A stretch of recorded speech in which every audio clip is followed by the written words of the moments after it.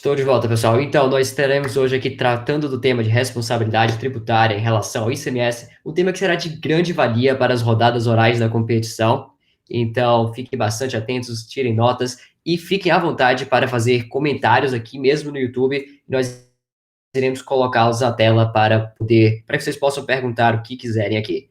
E logo após esse bate-papo super interessante, nós iremos realizar o sorteio dos empates das rodadas orais, como anunciado lá no WhatsApp, e também teremos uma novidade para vocês. Então agora eu vou passar para o nosso coordenador científico, Leandro Verec, que vai dar continuidade a essa transmissão.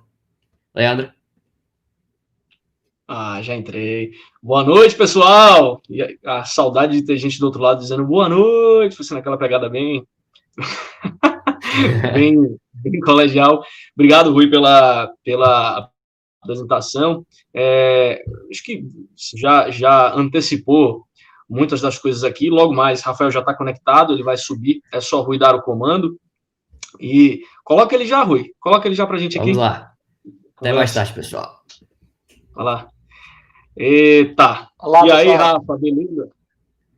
Tudo bem? Prazer estar aqui com vocês. Rapaz, e o prazer é grande mesmo. Olha, Rui fez uma introdução breve, que Rafael Figueiredo é advogado, é sócio do Costa Oliveira, é quem cuida da parte tributária toda daquele escritório, mas ele tem mais funções aqui também que a gente precisa expor. É mestre em Direito, com ênfase em Direito Tributário, compartilhou comigo o orientador e aí é uma outra função importante, mas é mais para mim do que para quem está assistindo, foi um dos grandes amigos que eu fiz durante o mestrado, e é uma baita referência em ICMS aqui na Bahia. Foi conselheiro do CONCEF, que é o nosso conselho fazendário estadual, que lida com isso diariamente, e aí aceitou esse convite para vir falar um pouquinho com a gente aí sobre a responsabilidade tributária do ICMS e associado ao nosso tema da competição desse ano, que envolve aí um marketplace. Então, por isso, a responsabilidade tributária do ICMS na matéria atinente aos marketplaces. E aí, não vai ter pessoa melhor para falar sobre isso, não. Toca aí, Rafael, faça a sua apresentação, dá boa noite, pessoal, e vamos começar esse negócio. Boa noite, pessoal. Podem dar uma aliviada aí, um desconto nos elogios. O Leandro é um grande amigo, a recíproca é totalmente verdadeira. Realmente, a gente concluiu o mestrado juntos, na mesma banca, no mesmo dia, inclusive. Foi uma coisa bastante simbólica e ainda foi almoçar juntos depois. Exatamente, ainda foi comemoração. Exatamente. ICMS é um imposto que eu tenho uma certa experiência, não sou todo esse conhecedor que o Leandro fala, tem muita gente que sabe muito mais do que eu aí, mas eu tento aqui contribuir com um pouco que eu conheço de estudar e de trabalhar com imposto, seja como advogado ou como lá conselheiro do CONCEF, que foi de 2012 a 2017. Estou aqui à disposição de vocês para a gente bater esse papo e trocar uma ideia aí sobre essa novidade da responsabilidade tributária, principalmente no marketplace. O que tem de novidade nisso aí, Rafael? Porque saíram algumas leis recentemente, é coisa bem nova mesmo, né? Em alguns estados, não são todos que têm uma matéria sobre isso. O que saiu de mais novo sobre isso agora? Começando aqui pela Bahia, é a lei que eu introduzi, a Lei 14.183, essa lei fez algumas mudanças no ICMS no estado da Bahia. A gente vai tratar aqui somente da alteração que ela fez no artigo 6º da 7.014, incluindo o inciso 19, exatamente, em que ela passa a atribuir responsabilidade solidária a todo portal de compras que promova arranjos de pagamento, que desenvolva atividade de marketplace, quando o contribuinte vendedor não emitir a nota fiscal. Então, e no mesmo sentido, um pouquinho mais detalhado ou não, fizeram o estado do Ceará, estado do Mato Grosso, estado do Rio de Janeiro. Essas 4 legislações já estão em vigor e imputam essa responsabilidade solidária ao marketplace, às formas de pagamento pela internet, de forma genérica, de forma ampla.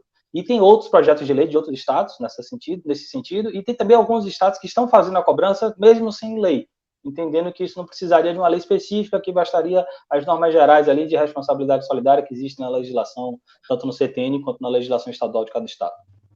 Bacana, legal. Vamos lá, então. Começa aí com o tema. O palco é seu, você é o nosso convidado. Vamos logo. Na verdade, aqui vai ser muito mais um bate-papo do que uma palestra, né? Eu queria trazer, a nossa função aqui é trazer de forma bem pontual e objetiva para quem está nos ouvindo, alguns comentários sobre o que é o marketplace e o que é essa responsabilidade tributária aí, certo? A gente já vinha conversando durante a semana, né, dos diferentes tipos de marketplace. E nós temos um marketplace, como na conversa que a gente esteve lendo, bem observou, numa metáfora bastante clara, o simples anunciado de classificados, o simples anúncio no classificados, como, por exemplo, o LX da vida, que simplesmente liga o comprador, o vendedor e não se interfere, não se mete mais em nada, não se mete no pagamento, não se mete na entrega. Temos os marketplaces que são responsáveis por receber o valor e passar para o vendedor, o Mercado Pago, entre outros. E temos os marketplaces que, além disso, ainda fazem também entrega do produto, né? Se responsabiliza por também entregar o produto. E aí busca o Estado, né, o fisco, né, o fisco estadual, no caso, ele busca atribuir essa responsabilidade solidária, solidária desde que o vendedor, que é obrigado a emitir a nota, não emita. Então, se o cara não emitir a nota, o fisco vai cobrar do marketplace, tentando aí concentrar a fiscalização dele aí nessas plataformas, certo? Entendendo que assim ele consegue ter uma maior facilidade e consegue assim evitar maior sonegação fiscal. A gente tem que pensar se isso está de acordo com o CTN, se está de acordo com a Constituição Federal, se isso é possível e quais os reflexos disso até no próprio negócio, né, do marketplace. Veja só, com essa legislação, aquela plataforma jurídica que faz anúncio, que faz intermediação dessas vendas, ela passa a ter uma preocupação de ser autuado. Então, o cara tem que investir no compliance, tem que investir num controle, numa governança, de ficar fiscalizando os clientes dele para saber se os clientes dele estão pagando. Será que isso aí torna inviável o negócio? Será que isso aí não acaba trazendo para essas novas plataformas que são cada vez maiores número, cada vez em maior número, são infinitas, será que não traz aí um custo para o negócio que inviabilize a própria operação, que deixe de tornar atrativo, e acaba, digamos assim, limitando a liberdade econômica, limitando até uma nova modalidade? Será que isso é uma forma de impedir uma modernidade, entendeu? Isso é algumas provocações que a gente vê fazendo. Esse é um ponto interessante que eu acho que a gente pode abordar, até para esclarecer quem está assistindo. Acho que nem todo mundo, claro, os competidores a essa altura têm um domínio e uma noção mais clara sobre o que é um marketplace, porque tem toda a relação com o caso que vai ser debatido, que vai ser objeto de sustentações, enfim, nas rodadas orais e dos memoriais que já prepararam e já entregaram. Agora, para quem mais esteja assistindo, talvez não esteja tão claro o que é o marketplace, porque a gente vê muito essa expressão, esse estrangeirismo associado a empresas de comércio, mas eu estou puxando um detalhezinho da sua fala para esclarecer para quem está ouvindo que o marketplace, se você for só traduzir essa expressão, e acho que ela traduz muito bem, é um espaço de vendas. É isso. E isso congrega bens, e aí eu falo em sentido amplo, né, tanto bens no sentido corpóreo, quanto bens incorpóreos, quanto serviços também se incluem e são possíveis de se alocar no marketplace. Eu dou aqui um exemplo bacana, e vai ficar para quem está ouvindo aí. No começo da carreira, eu cheguei a lançar serviços advocatícios no Workana, que é um marketplace só de serviços, mundial, inclusive. É um tipo de marketplace, você acha de toda ordem. E o debate, no momento, acaba se restringindo a comércio, porque aos que nós conhecemos com comércio, porque falamos de ICMS, mas isso é uma discussão que vai acabar abrangendo também a economia de forma ampla e restrita. Basta os municípios decidirem fazer igual, seguir a mesma linha, né? E, Leandro, eu vou acrescentar aqui um ponto que foi muito bem observado pelo nosso colega de Comissão de Direito Tributário lá da OAB, Ailson Freire, grande amigo, advogado hoje em São Paulo, me ajudou bastante nessa pesquisa que eu fiz para a gente bater esse papo, eu troquei alguma ideia com ele, é que a lei não fala só de marketplace, fala de qualquer forma de arranjo de pagamento. Então, PagSeguro, PicPay, qualquer situação dessa que você recebe dinheiro pelo outro, o Estado está colocando como responsável solidário. E aí, nesse ponto aí, vamos, então, até o cartão de crédito também? Porque aí não vejo muita diferença. O cartão de crédito vai ter responsabilidade de ficar sabendo se o vendedor emitiu nota? Porque, poxa, a única diferença é que a lei fala de arranjos de pagamento pela internet. Sim, mas qual é a diferença aí do pagamento pela internet e do pagamento do cartão de crédito? Por que essa distinção, entendeu? Então, vamos adentrar numa obrigação. Porque o que é a responsabilidade, né? A gente trazer um pouquinho aqui dos conceitos doutrinários, a gente aprendeu isso muito com o professor Paulo lá no mestrado,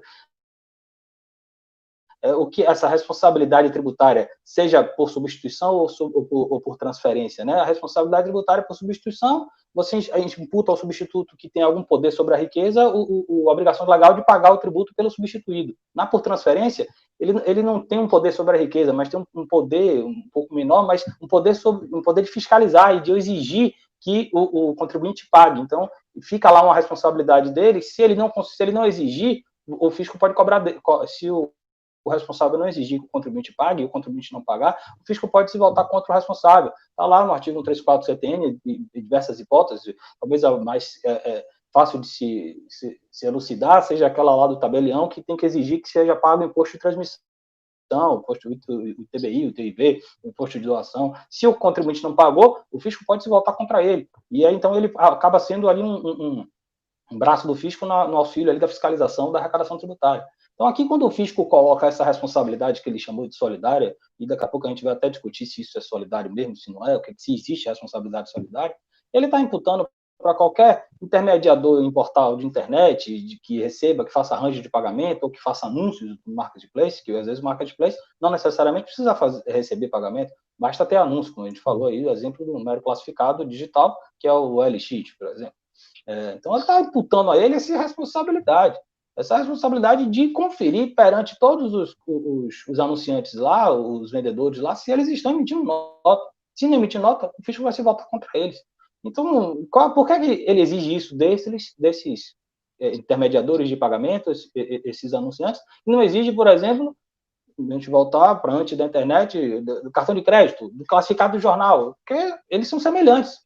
Porque existe aí uma isonomia, então? Porque o cartão de crédito também é uma forma de pagamento, e o fisco não manda o cartão de crédito condicionar, olha, eu quero que você me mostre a nota fiscal, senão eu não vou lhe repassar o dinheiro que o cliente pagou pelo cartão de crédito. Existe isso no cartão de crédito? Não existe. É possível fazer isso pelas formas de arranjo de pagamento na internet?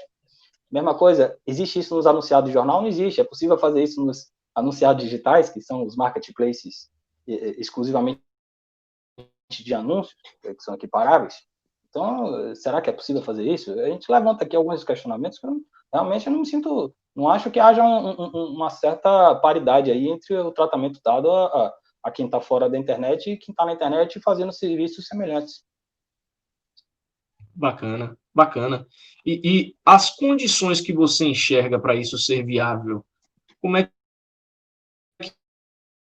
que, assim, porque o que tratou a legislação do Estado da Bahia, recentemente, com essa alteração, recentemente, leia-se, né, do ano passado para cá, na verdade, né, em que ele falou de intermediador em portal de compras, estou pescando aqui, porque eu não decorei esse negócio, não. Intermediador em portal de compras na internet que promova arranjos de pagamento, me diga você se andou bem a legislação ou não andou bem a legislação. Claro, tem uns problemas interpretativos. Você colocou a situação do cartão de crédito. Eu vou fazer aqui uma comparação leviana. Não me deixa claro aqui se é necessário que haja uma plataforma na internet ou se o arranjo de pagamento que empregue a utilização de internet vai atender a isso aqui. Percebe o que eu estou colocando? Porque se ele demanda uma plataforma, puramente, que existe uma plataforma centralizadora na internet, é uma coisa. Mas se ele me disser que eu vou interpretar arranjo de pagamento, né, pela internet aqui, ele vai, com algum tipo de emprego da internet, ele vai incluir essas situações esquisitas, como a do cartão de crédito. Né? Me parece que a legislação baiana andou bem em fugir um pouquinho disso. Ele disse que é o portal de compras na internet, né? E não o meio de pagamento que vai ser utilizando a internet em si mesmo. Deu uma delimitada legal. Mas isso aqui ainda é viável para você? O que você vê como condição? Não. Você falou em resgatar conceitos do direito tributário. Dá uma elucidada para a gente aí, o que você quer dizer com isso. Perfeito. Quando eu falei do cartão, eu entendo que a lei não se aplica ao cartão, não, mas o que eu estou dizendo aqui é que os atingidos pela lei podem falar, não, mas por que o cartão não tem, então, a mesma responsabilidade e eu tenho, entendeu? Porque se um meio, uma plataforma de pagamento na internet, um PagSeguro, por exemplo, ele funciona para substituir um cartão de crédito, um PicPay, alguma coisa assim, é uma forma de pagamento, você não tem que usar o cartão, você pode até usar o cartão nela, mas eu pode fazer um pagamento por boleto e tudo mais, é uma forma de se pagar pela internet de forma mais segura. São mecanismos que buscam isso. Então, se o cartão de crédito se para o cartão de crédito não é atribuída a tal responsabilidade, por que para ele seria? Ele pode alegar uma ofensa à isonomia, entendeu? É mais nesse sentido. Eu não acho que essa lei vai se aplicar para cartão de crédito, não. O que eu queria revisitar de algumas regras aí de responsabilidade, eu já andei falando aqui, é que a gente tem lá o contribuinte, o destinatário legal do tributo, o destinatário constitucional, é aquele que pratica o fato gerador, no caso do ICMS, que comercializa a mercadoria, certo? Quem vende a mercadoria. Eu acho que vocês estão vendo aí que talvez a conexão do professor Leandro tenha caído. Eu vou continuar aqui para que a gente não perca muito o fio da meada, mas espero que ele retorne em breve. Então, o contribuinte, que é o destinatário legal, ele é que deve arcar com a tributação. E existe a possibilidade, está lá nos artigos 121 e no artigo 128 do CTN, de se criar um responsável. Voltou aí, Leandro, tudo bem? Voltei. A internet às vezes não ajuda, sabe? Ótimo. Negócio. Sim. Tranquilo. Eu estava aqui só conceituando rapidamente aí contribuinte, que é o destinatário legal tributário, né, do responsável, previsto ali no artigo 121 e 128 do CTN. O que se diz a doutrina, o que já decidiu o STF e tudo mais nesse sentido. Para você incidir uma norma de substituição ou de responsabilidade, que seja responsabilidade por substituição ou responsabilidade por transferência, você precisa observar o artigo 128 do CTN. Você não pode fazer sem observar o artigo 128 do CTN, que diz lá que o responsável tem que ter uma vinculação com o fato gerador. Essa vinculação tem que ser uma vinculação de real mesmo, certo? No caso da substituição, essa vinculação tem que ser de tal forma que o responsável por substituição, o substituto tributário, tenha poder sobre a riqueza, ou seja, ele possa se apropriar de parcela da riqueza tributada e passar para o fisco. Ele não vai pagar tributo com o bolso dele. Já no responsável, essa vinculação existe também, o poder é um pouco menor, não é um poder de poder sobre a riqueza tributada, mas é um poder de poder fiscalizar, ou seja, eu posso condicionar algum ato do contribuinte, no caso lá do tabelião, por exemplo, eu condiciono eu só registro a transferência do imóvel se o contribuinte provar que pagou o tributo sobre transmissão. Então, ele tem um poder de fiscalizar, ele tem uma certa influência sobre o contribuinte. Nessas hipóteses, é possível atribuir responsabilidade. Se a gente fugir disso daí, não é responsabilidade, gente, é inconstitucional e é ilegal. O que a gente vê lá, por exemplo, muitas vezes a legislação trazer, como trouxe essa daí, são solidários, são a responsabilidade solidária. Gente, não existe, no nosso entendimento, e no entendimento também acatado pelo STF, de boa parte da doutrina, não existe responsabilidade por solidariedade. Solidariedade não é tipo de responsabilidade. Solidariedade é regra de pagamento, é garantia. Olha, que você pode cobrar de um ou de outro, mas só pode cobrar de um ou de outro que seja contribuinte ou responsável. E responsável conforme o artigo 128, não conforme o artigo 124. 124 lá do CTN traz lá no inciso 1º, que são solidários aqueles com interesse comum. Interesse comum, a doutrina e o jurisprudência já pacificou nesse sentido, que é aqueles que praticam conjuntamente o fato gerador. Então, se duas pessoas são donos de imóvel, os dois são contribuintes do IPTU. Se for 50% cada um é contribuinte de 50%. Se um pagar todo, aproveita o outro. Isso não é responsabilidade, os dois são contribuintes, certo? Os dois são sujeitos passivos diretos. Você pode ter solidariedade entre dois contribuintes, você pode ter solidariedade entre um contribuinte e um responsável, lá no artigo 134 fala que o responsável é solidário, pode ter uma solidariedade entre dois responsáveis. A lei ela tem essa possibilidade. O que não existe é uma responsabilidade simplesmente por solidariedade. O STF enfrentou isso quando julgou lá aquele dispositivo da lei da contribuição previdenciária que atribuía ao sócio da empresa o débito por não pagar a contribuição previdenciária automaticamente. O STF, e aí, nesse caso, a União alegou que não, eu posso fazer isso, porque no inciso 2 do artigo 124 do CTN diz lá que são solidários aqueles expressamente determinados por lei. Então, eu posso instituir uma responsabilidade solidária. E o STF disse, não, você não pode, a responsabilidade solidária que você institui, você só pode instituir de acordo com as regras do CTN, que são o artigo 128, artigo 134, artigo 135, artigo 130, 133, que falam da sucessão. Então, dentro dessas regras aí, que são normas gerais de lei tributária, que são matéria exclusiva de lei complementar, como determina o artigo 146, inciso 3, a linha B da Constituição Federal, isso daí é o limitador do legislador infraconstitucional. Ele só pode instituir qualquer responsabilidade dentro daquelas regras. Ele não pode sair e dizer, responsabilidade solidária é porque eu quero. Então, na verdade, o que se traz aí nessa lei, apesar dela chamar solidário é simplesmente a regra para pagamento. O que ela instituiu aí foi uma responsabilidade por transferência, certo? Não pode ser uma responsabilidade por substituição, nesse caso, porque o marketplace ele não está em nenhuma etapa da cadeia de incidência de ICMS. Só pode ser substituto do ICMS alguém que esteja ali comprando ou vendendo mercadoria, porque só ele pode fazer embutindo no preço ou pagando a menos, o repasse, a repercussão jurídica desse tributo que ele vai pagar por outro, certo? Ele não poderia, você não pode cogitar que uma pessoa alheia à cadeia de incidência de ICMS seja atribuída a ela a substituição, porque ela não vai ter aí, em momento algum, poder sobre a riqueza tributária. A poder sobre a riqueza tributária só é possível dentro dos contribuintes da cadeia de incidência de ICMS. Um exemplo aqui, para a gente não ficar tão teórico e tão abstrato. Digamos que a lei atribuísse ao marketplace, digamos que, inclusive aqueles marketplaces que recebem o dinheiro e passam para o vendedor, né? Digamos que a lei atribuísse aí uma responsabilidade por substituição. Olha, você, marketplace, recebeu o preço da mercadoria anunciada pelo vendedor, pelo contribuinte do ICMS, e você deve reter a parcela do ICMS e repassar para o vendedor o valor do preço recebido abatido do imposto.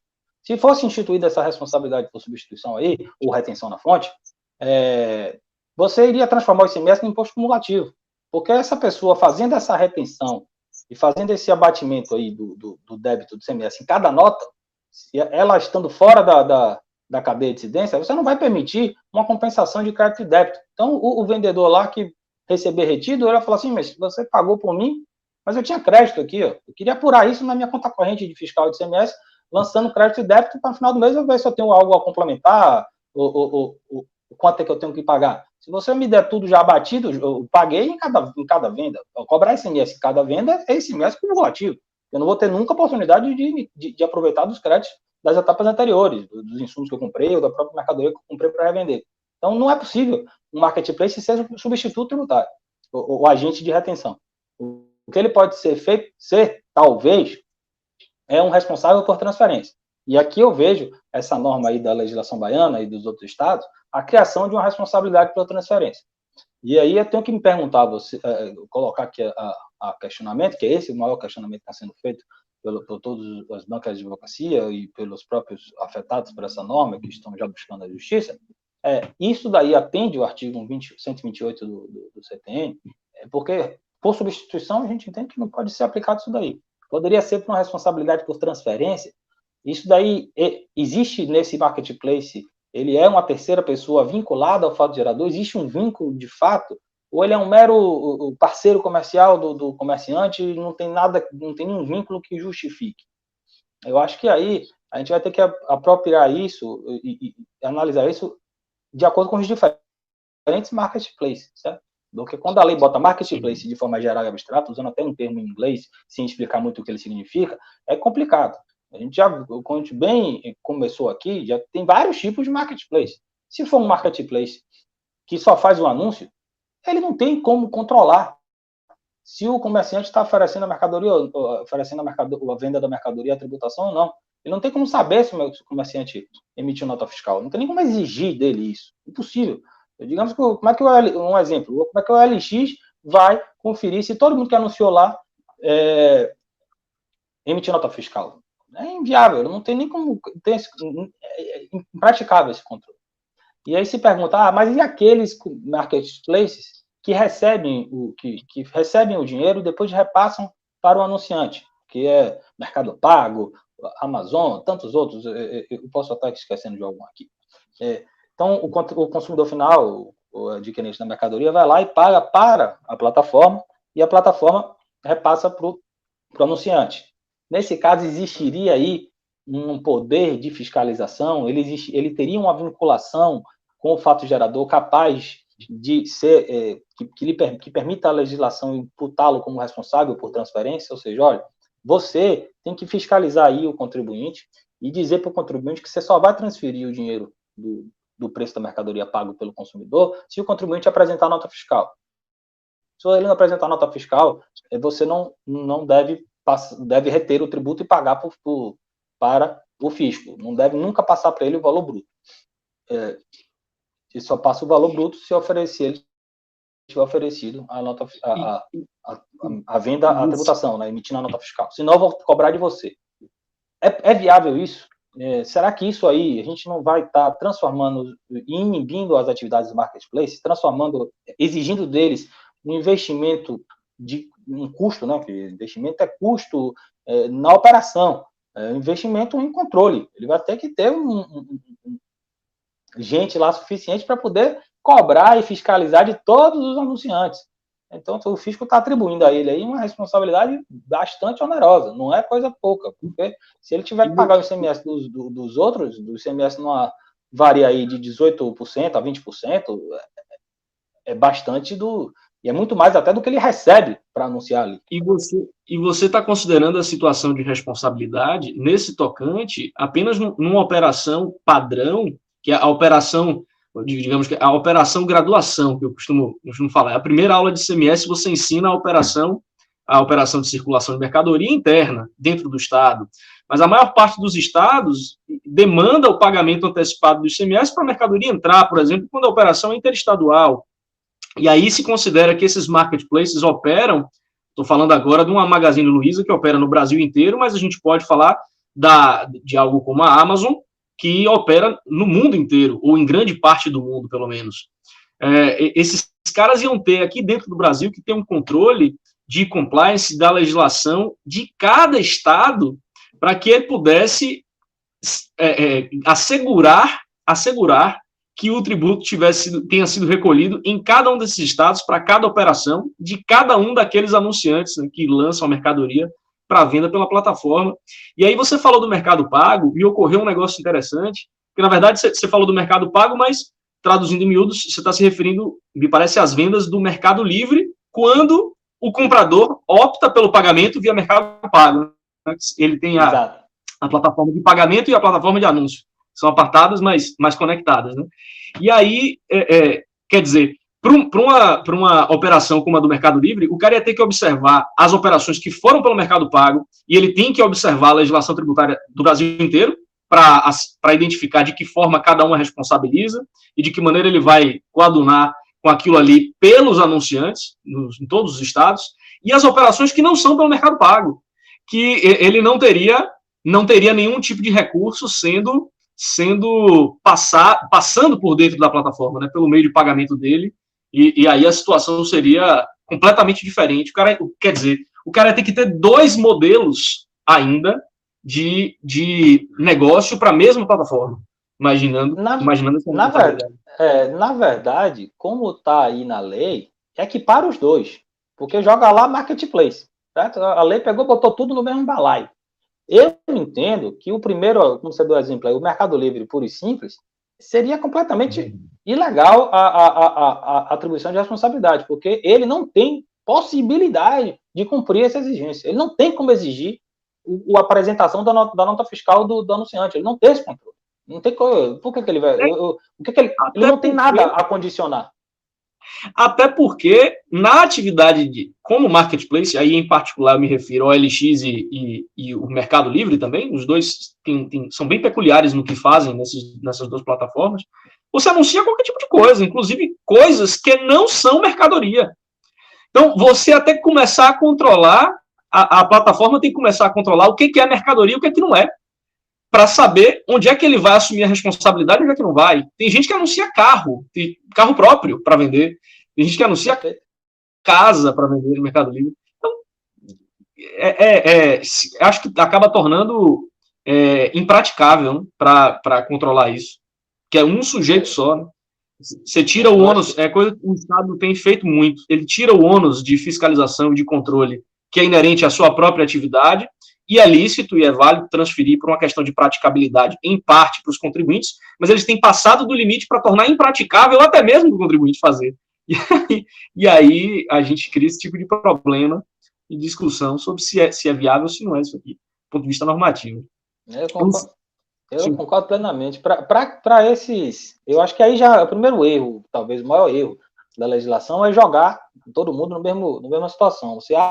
É preciso analisar cada marketplace, cada negócio desse digital, online, com suas peculiaridades. Você não pode equipará-los, certo? O exemplo que você deu aí é perfeito. Eu não tenho como colocar o vendedor de um carro, pessoa física, que anuncia na LX, comparar ele a um comerciante e comparar o LX àquele marketplace que faz venda, que recebe dinheiro, que até entrega a mercadoria, quando ele está simplesmente servindo como anúncio, certo? Quando a lei coloca marketplace de forma geral, tem que andou muito mal em não fazer a diferenciação.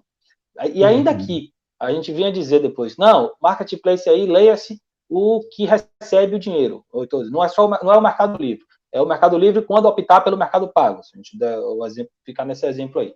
Sim, tá, ficou menos pior, mas mesmo assim, atende aí o 128 do CTN, existe aí na plataforma, no marketplace, essa vinculação com o fato gerador, essa possibilidade de cobrar do vendedor, do anunciante, a emissão da nota fiscal. Imagina, ele vai ter que ficar agora, só repasso o dinheiro se você me apresentar aqui a nota fiscal. Então, vai fazer isso com todos os anunciantes, todos os vendedores da plataforma. E aí, volta a pergunta lá, que a provocação que você fez. Como é que ele vai segregar aqueles anunciantes meras pessoas físicas, que não são comerciantes, porque comerciante é aquele que está no dia a dia praticando atos de comércio, né? Não é qualquer pessoa. Se eu quiser vender meu relógio usado, minha cama usada, meu notebook usado, eu não sou comerciante. Então, como é que vai fazer esta fiscalização? Como é que ele vai fazer essa triagem, essa diferenciação? Ele vai, na hora que o cara for se cadastrar lá, ele vai ter que dizer, sou contribuinte, não sou contribuinte? E se ele disser que não é contribuinte e for contribuinte, como é que a plataforma vai fiscalizar isso? Então, assim, transformou a plataforma, acabou de passar para o concurso de auditor fiscal. Ela vai ter que fazer totalmente o trabalho do fisco. Não sei até onde o limite disso, entendeu? Quer dizer, pelo menos aqui nesse exemplo do estado da Bahia, eu acho que ele tem coisas, assim, ele vai trazer seus problemas, mas a tentativa foi válida até certo ponto. Quando ele falou aqui em promover arranjos de pagamento, ele está se aproximando, me parece do que você está expondo, de algo que seria mais ou menos dentro da licitude, com seus problemas, mas mais ou menos dentro da licitude, porque, queira ou não, aquela plataforma vai ter controle sobre a capacidade contributiva. Aí eu estou roubando a expressão de ter controle, poder sobre a capacidade contributiva, do seu marco teórico lá da dissertação, que foi Marçal Justin Filho, né? Sujeito passivo. Perfeito. Sujeição passiva tributária, livraço. Que ele fala disso, que a condição para que você estipule o responsável. Filho Maria, eu vou ter que procurar isso no sebo, que o meu só tenho por meios ilícitos. Mas uma pequena, mas está fora de edição, né? Diz que pode, né? Como ele não é mais editado, então difícil acesso, então tá. Enfim, então ele tem controle sobre a capacidade contributiva, menos mal, né? Menos mal. Ele pode até a priori não ter relação direta com o fato gerador, relação direta, mas ele tem uma mínima relação indireta que permite a ele uma possibilidade fática de atuar em favor do interesse fiscal. Agora, quando ele fala aqui, e aí, que bom que ele delimitou, né? Pelo menos na Bahia, delimitou quando o contribuinte não emitir documento fiscal, porque ele deu a condicionante bem clara, assim, eu vou exigir o documento fiscal. O problema é saber se ele tinha que emitir ou não tinha que emitir o documento fiscal, que é o que você está colocando. Mas, pelo menos, ele delimitou aí, porque Se isso não é incluído, e em quaisquer legislações que a gente vai esperar, que todos os estados vão seguir essa barca aqui, a gente está com 4, mas eu imagino que todos vão querer seguir essa barca aqui, ele pode não inserir esse tipo de condicionante, e aí você fica preso ao contribuinte que, apresentando a nota fiscal, pode simplesmente não recolher. E como responsável, você se coloca na berlinda ante o fato de que ele não recolheu, né? E esse meinho aqui é o mais problemático, pelo menos na Bahia, que desenvolva atividade de marketplace, que aí, que zorra é marketplace, né? Qual marketplace ele tá se referindo aqui? Rapaz. E assim, a gente vê, se você puder comparar com a legislação do Ceará, a legislação do Ceará buscou evitar a expressão marketplace. Ele falou, intermediador das operações relativas à circulação de mercadoria, que promova arranjos de pagamentos. Ah, não, desculpe, o Ceará falou também, me perdoe. Quem não falou foi a legislação do Rio de Janeiro, certo? Rio de Janeiro. Do Rio de Janeiro. Fala de operações, proprietário ou possuidor de site ou de plataforma eletrônica que realize a oferta, captação de clientes ou venda em razão de contrato firmado com o realizador quando a operacionalização, transação do acampamento do pedido.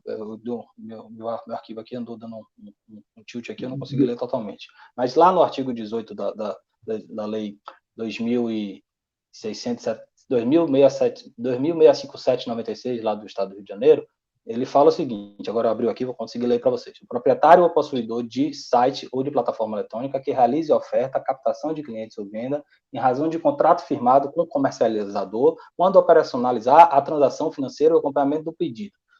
Então, ele condicionou aqui, operacionalizar a transação financeira e acompanhamento do pedido, ou seja, ele é responsável também pela entrega.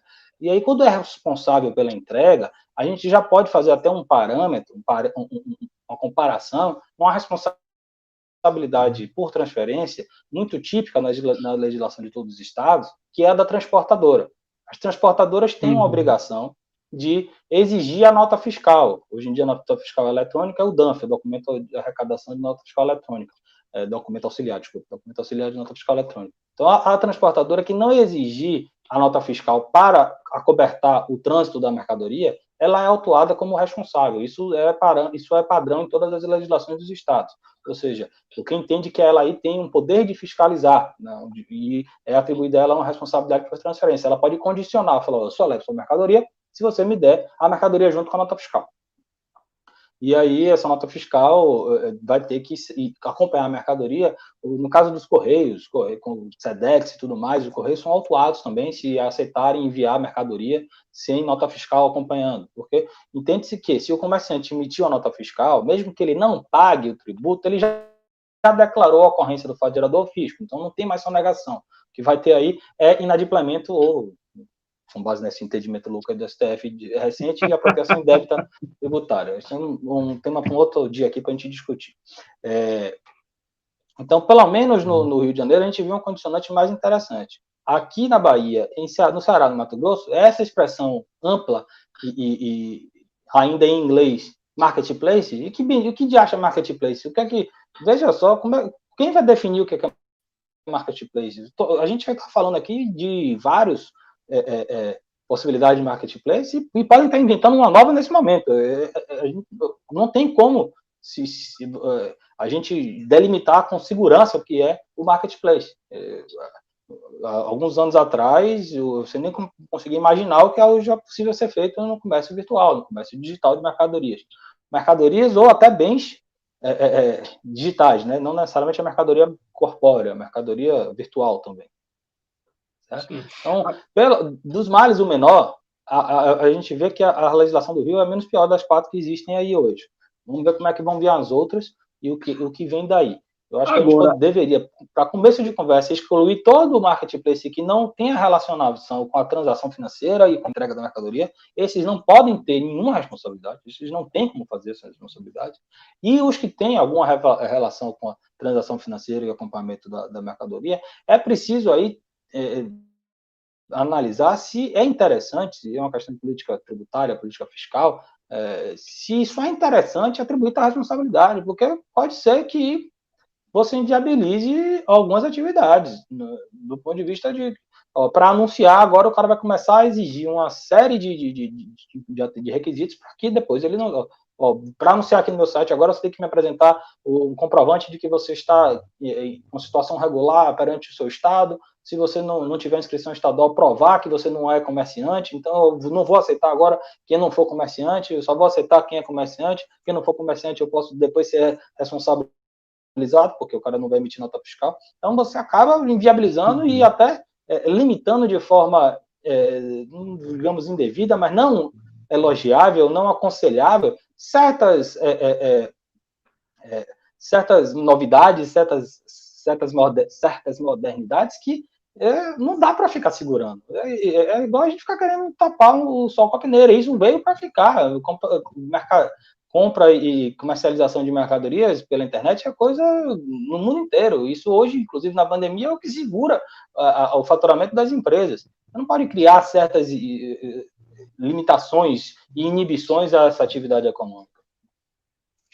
O que eu sinto você falou da legislação do Rio de Janeiro como sendo a menos pior, né? Porque ela realmente traz essa vinculação e condicionante de responsabilidade para operacionalizar a transação financeira e o acompanhamento do pedido. Agora, você falou bem da responsabilidade que é padrão, a responsabilidade do transportador. Se a intenção do legislador que tentou atingir o marketplace foi vincular a essa condição de acompanhamento do pedido no sentido de operacionalizar a entrega da mercadoria, então eles fizeram isso aqui para chover no molhado, porque ele já poderia estar abarcado pela responsabilidade do transportador, de toda forma. Se a intenção foi de interpretar dessa forma, o legislador cometeu uma gafe aqui, porque ele não vai conseguir atingir quem me parece que interessa, que é quem não faz a entrega, quem só intermedia a parte financeira mesmo. E aí danou-se aqui. Ele causou mais problema do que solução para o próprio Estado. E o que eu ia dizer mais aqui sobre isso é que... que deve estar dando delay da minha para a sua, eu começo a falar, voltou.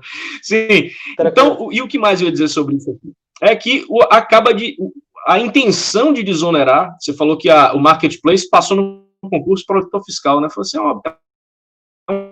um abençoado esse rapaz. Porque essa intenção de desonerar a fiscalização para torná-la talvez mais viável, me parece que também foi a de criar um critério objetivo para a responsabilização, quase que tentando desvincular a fiscalização do ônus de demonstrar que aquela operação pela qual o marketplace é responsável foi do tipo mercantil. Porque estabelecer a responsabilidade... Percebe o que eu estou querendo dizer? Estabelecer a responsabilidade do marketplace, objetivamente, como ele coloca aqui, assim, eu vou olhar aqui seu faturamento, quanto é que você teve, quanto é que você está operando em termos de percentual, eu vou aferir qual é o volume de operações e, com isso, aferir quanto é que seria o ICMS devido aqui, em tese, falando de maneira bem grosseira, como se todas fossem operações intraestaduais, né? Mas me parece que isso não desonera a fiscalização do ônus de demonstrar essa discussão que nós estamos tendo sobre o que é vendido como mercadoria, o que não é. Esse ônus não é para ser do marketplace. Tem que demonstrar a ocorrência do fato gerador. Não é para ser. E aí, com isso, também vejo que ele cria uma presunção no direito tributário. Não fica tão perceptível, mas ele acaba criando uma presunção no direito tributário. A presunção de que todas as operações ali serão do tipo mercantis, quando nem sempre serão. Né? Exatamente. O que você acha? Aí eu concordo plenamente. Eu acho que foi bastante pertinente esse comentário que você fez, essa observação, porque o fisco só vai fazer o seguinte, teve nota fiscal, não teve nota fiscal, então vou responsabilizar o marketplace. E aí, se o marketplace quiser comprovar que não, mas não teve nota fiscal porque essa venda foi uma venda feita por pessoa física, ele vai ter que correr atrás dessa prova. Ou seja, já vai se presumir que aquela venda, só por fato de ter sido anunciada no marketplace, foi uma operação de circulação de mercadoria, uma operação tributada, uma operação mercantil. E aí, equiparando todos as eventuais pessoas físicas digamos, aos comerciantes que anunciam no Marketplace. A gente pode estar sendo muito caxias e dizer assim, não, mas não vai ser isso que o Estado vai fazer. Mas é isso que está escrito aqui. Talvez na prática ele não adote isso, mas você está dando um cheque em branco, porque ele fazer o que ele quiser. Então, a expressão Marketplace, essas expressões em inglês, esse neologismo, essas novidades na língua são bem-vindas. Mas quando se tem uma coisa que é tão ampla, que contempla tantos significados, e se coloca isso numa hipótese, isso é uma hipótese de incidência tributária, de incidência de norma de responsabilidade tributária, onde se tem que ter, em respeito à estrita legalidade tributária, certos conceitos mais bem definidos, porque senão você vai dar uma subjetividade muito grande na interpretação. Isso aí você sabe falar muito mais do que eu, que isso aí foi o seu tema, aí sou eu que tenho que aprender contigo sobre o tema mais ainda, né? Aprender mais ainda, o que eu já aprendo, com o tema de tipicidade e essa possibilidade aí do fisco, do aplicador da norma, na hora de cobrar, ter essa flexibilidade ou não na interpretação dos conceitos. Esse conceito é um conceito muito aberto, é um conceito que abre espaço para ser equiparado marketplaces de diferentes situações, que talvez não merecessem tratamento idênticos. Do que você está se referindo aí, muita gente está assistindo não sabe o que foi meu objeto de pesquisa, foi o princípio da tipicidade tributária com uma visão um pouco diferente. Para quem não sabe, eu não sigo a visão de tipicidade cerrada, né? Não compartilho dessa concepção, em especial, entre vários motivos, que quem quiser entra no meu site lá, compra um livro e lê, ou me assiste em algum lugar, que hoje não é o momento, mas o particular nisso é que não é possível ser absolutamente preciso com a linguagem em circunstância nenhuma. Sempre vai haver alguma carga de subjetividade que é inerente à hermenêutica mesmo, à interpretação enquanto processo de construção da mensagem, construção e reconstrução da mensagem legislada, e é parte do Estado de Direito mesmo, com a tripartição de funções estatais, que a gente vai sanar esses problemas no Poder Judiciário. Só que ao ser descuidado a este ponto e deixar, agora é Kelsen, né, uma moldura normativa tão ampla para que você escolha os potenciais significados que estão abarcados no texto dessa expressão, aí você cria um problema econômico que é imediato, enquanto que a resolução do problema jurídico vai se dar daqui 10, 20 anos. Quanto tempo levou para resolver o ICMS na base do PIS/COFINS? Foi 20, 22 anos, sei lá. Foram mais de para resolver a vírgula. Eu acho que ainda não resolveu, não, mas... resolver vírgula. Para sair alguma decisão mais próxima de uma solução foi 2 décadas, e eu acho que ainda vai ter discussão durante alguns anos. Sobre o que efetivamente se extrai, né? Se é o pago, se é o da nota, discussão, enfim. Pois é. Então, compreendo perfeitamente sua crítica, né? De que já é necessário um certo cuidado do legislador quando ele for se utilizar de expressões quaisquer quando ele defina a legislação, coisa que já não acontece, isso é uma utopia, com toda a assessoria que eles têm já não acontece, até porque o processo é a conjunção de interesses com várias emendas de trocentos parlamentares, tá? É difícil mesmo, mas aí não tem o cuidado de evitar um estrangeirismo, ou no mínimo estabelece um dispositivo explicativo do que ele está dizendo que é o marketplace, no mínimo, né? Mas a gente não... parágrafo aí, pelo amor de Deus. A gente não vive essa realidade. Então, são várias possibilidades aqui. Em suma, você delimita, vê se eu entendi bem, você delimita essa responsabilidade a partir do artigo 128, esclarecendo que nem mesmo em caráter solidário, porque aí está o ponto, você tocou, mas não explorou, nem mesmo quando se trata dessa forma, desse vínculo na obrigação, que é a solidária, aquela dicção lá, de que as pessoas expressamente designadas por lei não vivem sozinha. Isso é um qualificador da regra matriz de responsabilidade, né? E não uma premissa base que excepciona o 128, não é isso. Ele pode até ser solidário, mas ele precisa, como premissa, ter a vinculação direta ou indireta com o fato gerador, de modo que ele possa se responsabilizar por isso. É isso mesmo? Fechado? Exato. E não sou eu que falo isso, eu estou aqui repetindo a doutrina do professor Marçal, professora Isabel Dese, e acatada pelo STF, quando julgou em repercussão geral a constitucionalidade daquele artigo da lei de contribuições previdenciárias, artigo 13, agora a lei me fugiu a memória, e que disse que lá atribuía o RE 562276, a repercussão geral, que é uma relatoria da ministra Ellen Grace, um acordo muito bem feito, e que traz toda...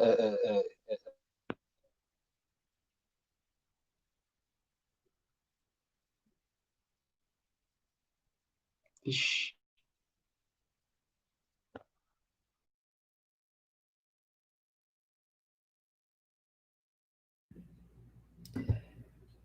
Creio que aconteceu alguma falha na transmissão.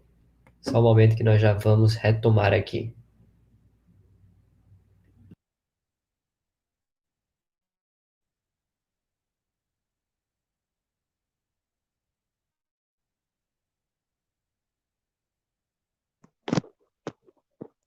Ih, rapaz, a internet não está ajudando, mas foram só 3 quedas, então hoje tá bom.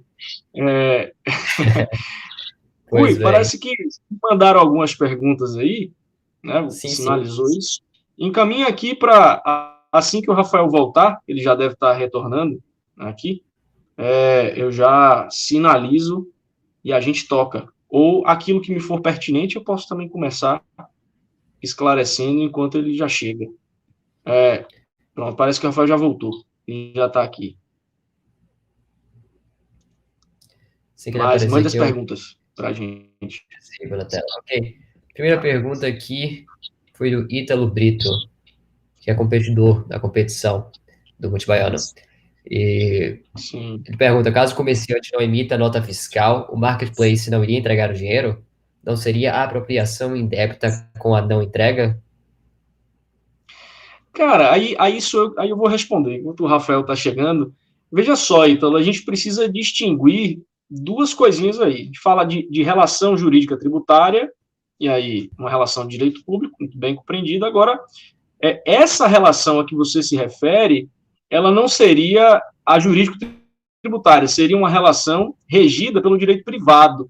O que se esperaria de um marketplace que adotasse essa postura, que o vínculo contratual com aquele comerciante fosse ou tivesse uma previsão de retenção desses valores.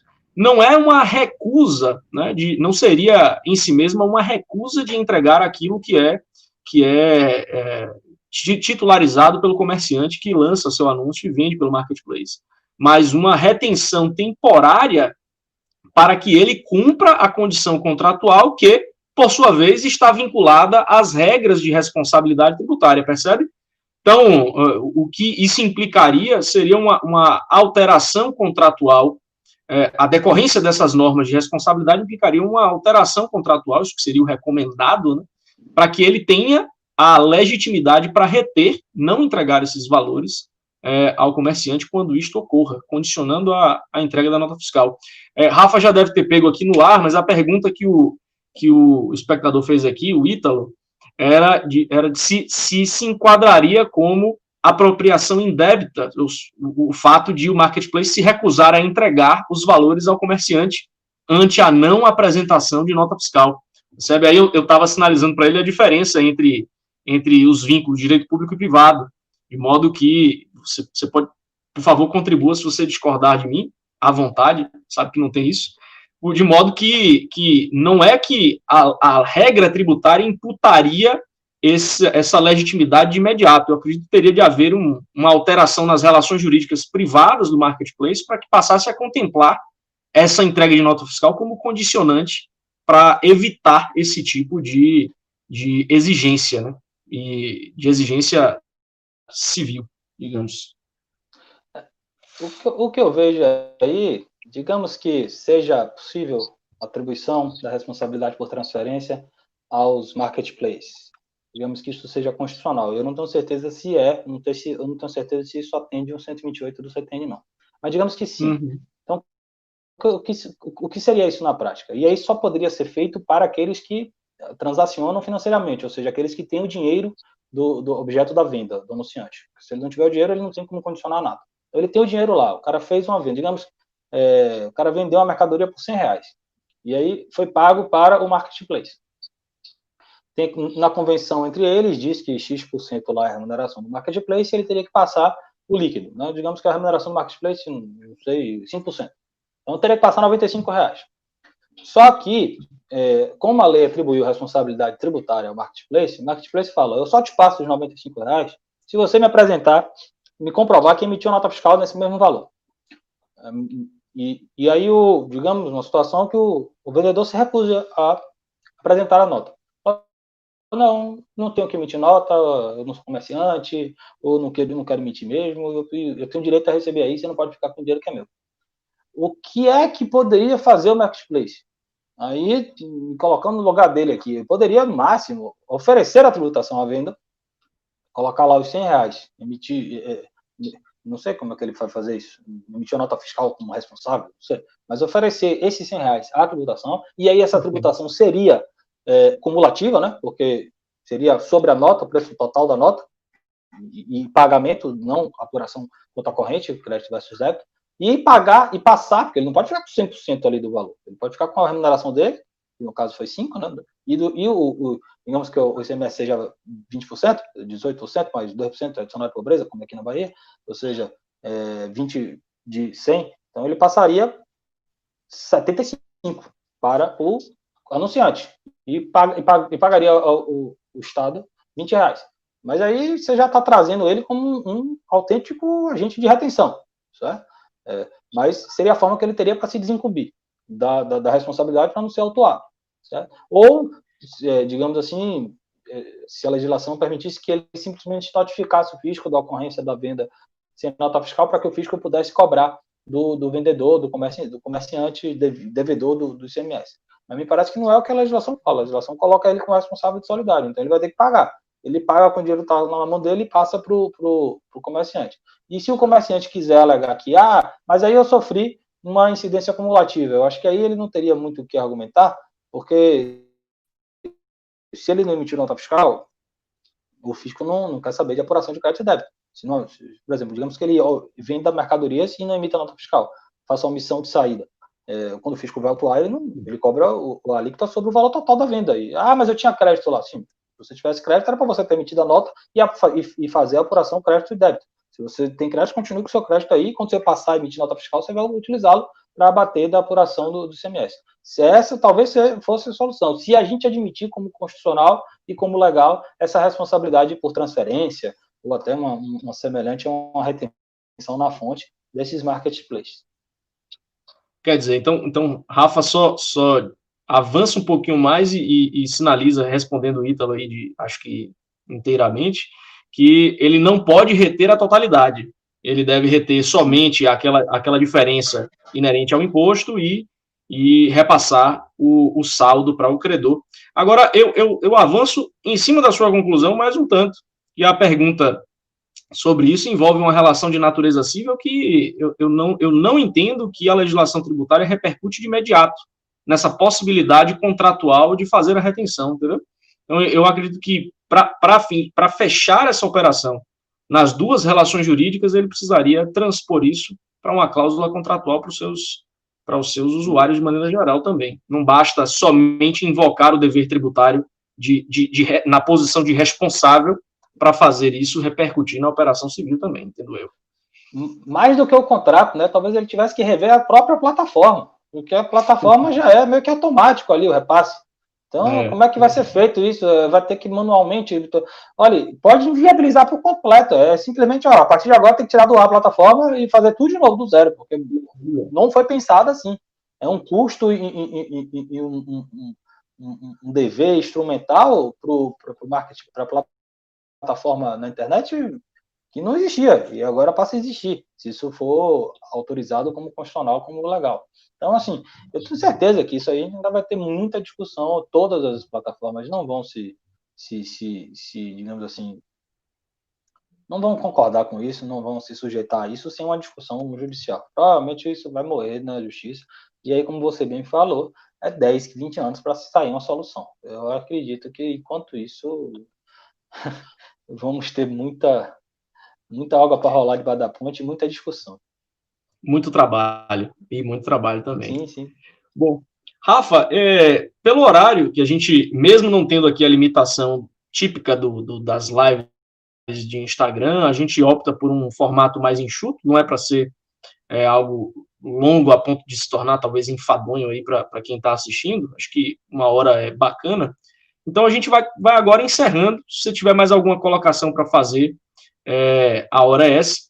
Quiser fazer um merchan agora de algum outro evento que você vai participar. E Rafael, ultimamente, é o homem das lives. Rafael é o homem das lives. Foi difícil conseguir uma agenda com o Rafael com a quantidade de eventos que ele tem participado ultimamente, sempre de alta qualidade, inclusive. Fica aí para quem quer acompanhá-lo. Viu? Eu agradeço, amigo. Seus elogios são... Eu acredito a amizade. Eu sei que não é para tanto, não. Eu fico feliz de participar. É uma honra absurda. Eu sou fã desse projeto de vocês, do Multibuy no Direito Tributário.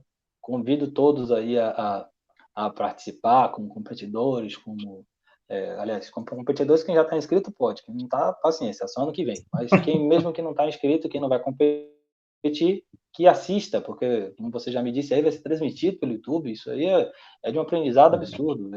Eu participei ano passado e aprendi muito com os alunos competidores, com os outros colegas que foram também examinadores. É uma experiência extremamente agradecedora. E fico feliz de estar participando aqui com vocês. Sei que vocês já têm programação para novas lives nesse sentido, promovendo o Instituto e falando dessa tributação de bens digitais e tudo mais. Vou ficar aqui aguardando o dia para assistir e prefiro muito mais assistir do que falar. Eu aprendo muito mais ouvindo vocês e vendo os comentários. Eu estou aqui com a tela aberta aqui, lendo as perguntas, Lucas Parolin, os elogios aqui de Marcos Cardoso Campos, grande amigo nosso, colega lá de Comissão Tributária da OAB também, as participações de Ítalo com os questionamentos e tudo mais. Eu fico muito feliz. Eu acho que a gente só evolui com esse questionamento. E vocês têm muito mais a ensinar a mim do que eu ensinar a vocês. Eu só falo aqui da experiência que eu tenho e tento aqui trocar algumas ideias do que a gente já aprendeu estudando, batendo cabeça para tratar de CMS e de sujeição passiva tributária. É só uma alegria. Só tenho a agradecer. E além de tudo, para encerrar e arrematar, e além de tudo, é modesto. Tá dito aí. De nada. Bom, eu vou deixar um abraço para todo mundo que está assistindo. Lucas, inclusive, você sinalizou que o Lucas Parolin está aí, é um ex-aluno meu e hoje é amigo, muito amigo mesmo, participou de grupo de pesquisa comigo, processo tributário lá na UFBA, tudo. E fique ligado, Lucas, eu estou devendo você resposta, não esqueci não, foi a agonia mesmo dos últimos dias. Estou usando da live para fazer uma meia-culpa, tá cheio de mensagem dele aqui, ainda não respondi. Aí você falou o nome dele e você me constrangeu. Então, é isso, pessoal, por hora, mas não vou embora ainda não, porque Rui vai voltar aqui e Everton para a finalização, com a finalização da live, em que ele vai divulgar algumas informações importantes aí da competição também, viu? Rafa, muito obrigado, um abraço, e quero você sempre comigo para a gente fazer essas lives, para fazer evento, dar palestra, escrever livro, pintar o diacho aí nesse direito tributário que a gente adora, viu? E pessoal, é demais, não é o quê? Eu digo aos alunos, logo quando começa uma disciplina, que eu dou direito tributário, eu digo aos alunos, falo assim, olha, vocês se prepararam durante todo o curso para chegar aqui. Eu tenho uma má notícia, eu vou estragar o direito para vocês, porque daqui para frente não vai ter nada mais legal do que isso que vocês estão vendo. Então vocês podem considerar graduados já, não tem mais para onde ir. Então... Mas é isso, viu? Um abraço, Rafa. Obrigadão pela presença, viu? Pela compartilhar a experiência e conhecimento com a gente. Meninos, toquem o barco. Rui e Everton aí, estou esperando vocês entrarem. Valeu! Até mais, pessoal. E aí, pessoal, espero que tenham gostado da live. Algumas falhas técnicas, enquanto nós nos acostumamos com esse novo estilo de conversar aqui, essas novas plataformas, e que serão várias transmissões que nós iremos realizar, né? E já para anunciar aqui, semana que vem temos uma nova transmissão, uma nova live aqui, e para essa live nós convidamos o advogado. Cadê nossa transmissão aqui? Tem que me acostumar com um monte de tela que eu tenho aqui para poder transmitir tudo que eu quero, pois para a semana nós convidamos o Dr. Luiz Roberto Peroba, que é sócio do Pinheiro Neto Advogados, para tratar do tema de tributação de bens virtuais, que com certeza será de grande valia para a competição. Essa live vai acontecer aqui também no YouTube, próxima quarta-feira, às 8 horas. Pois então, pessoal, vamos agora para a competição. Competidores, esse é o momento. Todas as equipes estão aqui. Mandem comentários aí para a gente fazer um checklist com o número das suas equipes. Não digam a universidade publicamente. Digam só os números, perdão, os números das suas equipes nos comentários para vermos quem é que está aqui.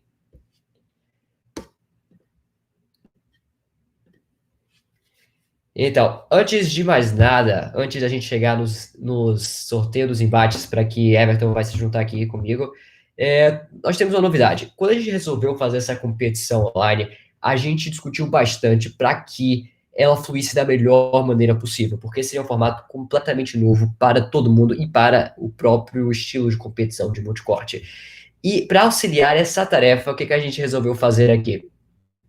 A gente decidiu reviver o aplicativo do Multibaiano, e nós fizemos isso de uma maneira incrível, uma coisa nunca antes vista em competições de multicorte. Bem, pelo aplicativo dessa vez, vocês vão poder ter acesso individualizado às suas rodadas, certo? E pela primeira vez em competições de multicorte, vocês terão acesso às pontuações de cada rodada logo após o fim de cada uma. Vocês vão poder ver as pontuações de cada orador em cada critério, e isso vai mudar a dinâmica da competição bastante, porque vocês vão poder ver em que pontos foram fracos em uma rodada e já trabalhar para melhorar na rodada seguinte. Vou dar uma prévia aqui rapidinho do aplicativo, certo? Pelo aplicativo vocês vão poder acessar também as transmissões, tanto as transmissões de cada uma das nossas salas virtuais de corte, certo? Como as transmissões da cerimônia de abertura, as lives, a cerimônia de premiação, né? E, como eu falei, vocês vão ver aí o acesso individualizado às rodadas. Todas as informações vão poder ir direto para o Zoom, clicando no botão diretamente. E, claro, ter acesso às pontuações de cada rodada dividida pelos oradores. Isso vai ser incrível e eu espero que vocês gostem bastante. Já está disponível para baixar tanto para iOS tanto para Android. O link vai estar daqui a pouquinho lá no Instagram e vamos mandar no WhatsApp para vocês também. E até amanhã nós vamos divulgar a senha de acesso de cada equipe para essa parte das rodadas, certo? Nós vamos fazer o sorteio agora e amanhã já sai o horário de todas as rodadas, tudo certinho lá no aplicativo para vocês, beleza? Espero que gostem. E agora nós iremos então para o sorteio, o novo sorteio dos embates, né? Vamos lá, todas as equipes aqui. Edson Lago, Leonardo, Ítalo, Gustavo Marinho já responderam aqui.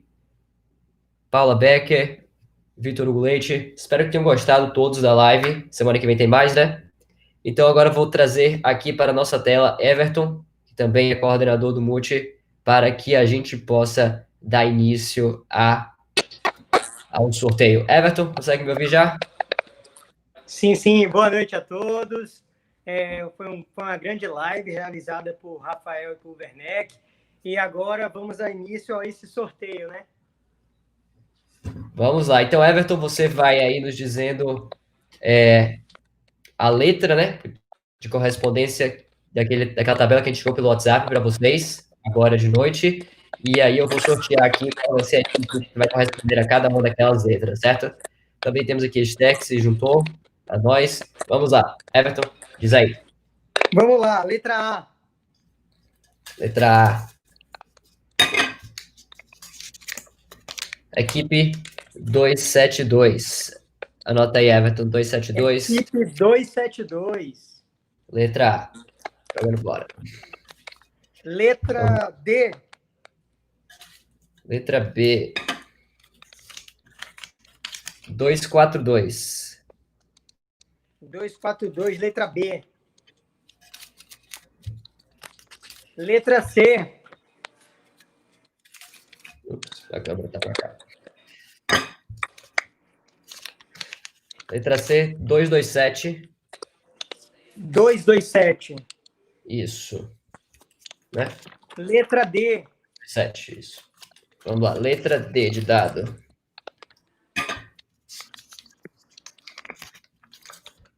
219. 219. Isso. Letra E.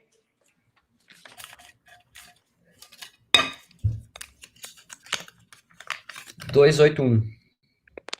281. Letra F. Letra F. Opa, peguei duas. Tem duas ainda. Para aqui. Letra F. Isso. 234. 234. Letra G. Letra G. 254. 254. Letra H. Letra H. 265. 265. E por último, Letra I, que é a última. 216. Prontinho. Tudo certo? Então, sorteadas as equipes, nós vamos atualizar isso no nosso sistema. E hoje de noite ou amanhã cedo, nós vamos enviar primeiro às equipes as senhas de acesso à parte de rodadas lá do aplicativo. Mas já podem baixar, tanto pelo iOS pelo Android. Vou dar o link agora para vocês pelo WhatsApp e disponível também no Instagram. Ok? Espero que tenham gostado da live. Na semana que vem tem mais, como eu falei, com o tema da tributação de bens virtuais. Espero que isso ajude vocês lá nas rodadas orais. E fiquem tranquilos que vai... Lembrando as equipes que enviem as fotos, os vídeos dos momentos que vocês estão tendo de preparação. Isso é de suma importância para que a gente divulgue a nossa competição nas redes sociais. Acompanhe nosso LinkedIn e nosso Instagram. Valeu! Pois é, pessoal. Ok? Até semana que vem, então. Estamos à disposição para qualquer dúvida durante a preparação de competições. E vamos lá. Até mais.